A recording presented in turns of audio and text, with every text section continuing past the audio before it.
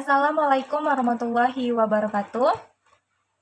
Nama saya Ulfa Khiryah, NIM 1803041188. Baiklah, di sini saya akan menjelaskan beberapa materi tentang hukum bisnis untuk memenuhi tugas UTS saya dari dosen pengampunya Bapak Ceni Berlian SH.MH. Oke, di sini saya pertama akan menjelaskan tentang pengertian hukum secara umum. Hukum berarti semua peraturan-peraturan, baik tertulis maupun tidak tertulis, yang mengatur tata tertib dalam suatu masyarakat yang meliputi seluruh kaedah-kaedah ataupun norma-norma baik norma agama, kesusilaan, kesopanan, serta norma adat. Ada juga pengertian hukum menurut para ahlinya. Yang pertama menurut Aristoteles, yaitu hukum adalah rangkaian peraturan yang mengikat baik rakyat maupun penguasa. Menurut yang kedua yaitu Marcus Tullius Cicero, hukum bisnis adalah akal tertinggi atau the highest reason yang ditanamkan oleh akal dalam diri manusia untuk menetapkan apa yang boleh dan tidak boleh ditetapkan. Dan yang menurut ketiga yaitu SM Amin SH, hukum adalah kumpulan peraturan-peraturan yang terdiri dari norma-norma dan sanksi-sanksi. Tujuannya adalah mengadakan ketertiban dalam pergaulan manusia sehingga keamanan dan ketertiban itu tercapai. Selanjutnya ada unsur-unsur hukum. Unsur-unsur hukum yaitu yang pertama, peraturan mengenai tingkah laku manusia dalam pergaulan masyarakat. Yang kedua, peraturan itu dibentuk oleh badan resmi negara atau berwenang. Yang ketiga, adanya peraturan itu bersifat memaksa. Dan yang keempat, sanksi terhadap pelanggaran peraturan tersebut bersifat tegas dan nyata. Ada juga ciri-ciri hukum. Yang pertama, adanya perintah atau larangan. Yang kedua, perintah atau larangan itu bersifat memaksa, mengikat, dan harus ditaati oleh setiap orang yang cakap menurut hukum gitu. Mengikat maksudnya harus ditaati oleh setiap orang yang mencakup dari hukum itu. Selanjutnya ada hukum menurut bentuknya, dapat dibedakan menjadi dua, yaitu bentuk tertulis dan bentuk tidak tertulis.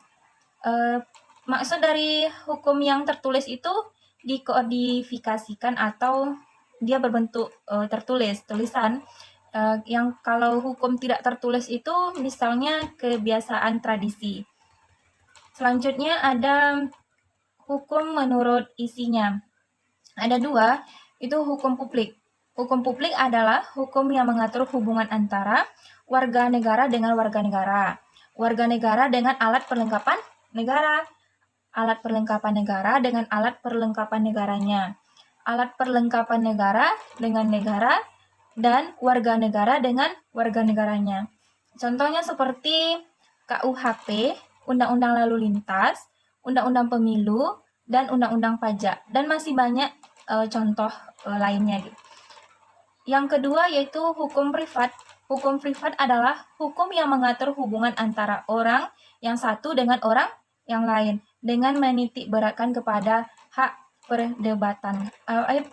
Yang menitik beratkan kepada hak keperdataan gitu. Misalnya seperti contoh jual beli, hanya penjual dan pembeli saja. Yang kedua misalnya perjanjian. Itu hanya pada pihak yang mengadakan perjanjian saja, orang lain tidak ikut campur atau tidak terlibat dalam hal ini. Selanjutnya ada hukum menurut tempat berlakunya, itu ada hukum rasional atau hukum positif, hukum internasional, hukum asing, hukum agama, hukum adat, dan hukum alam.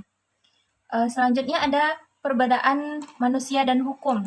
Manusia itu hak ciptaan Tuhan, mempunyai akal, perasaan, serta akhlak, kehendak, dan juga bisa dapat mati.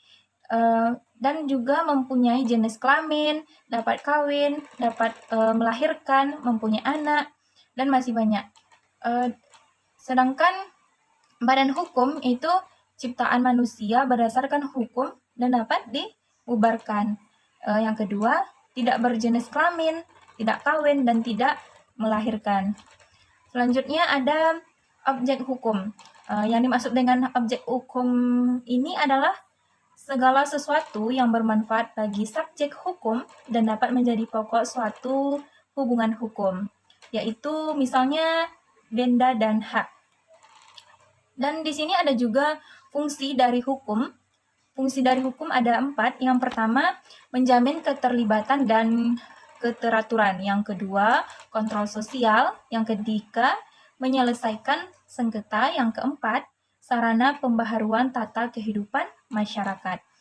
Dan ada juga tujuan dari hukum ini. Yang pertama, keadilan atau mencakup arti luas, kepastian hukum, kemanfaatan, dan kedayagunaan.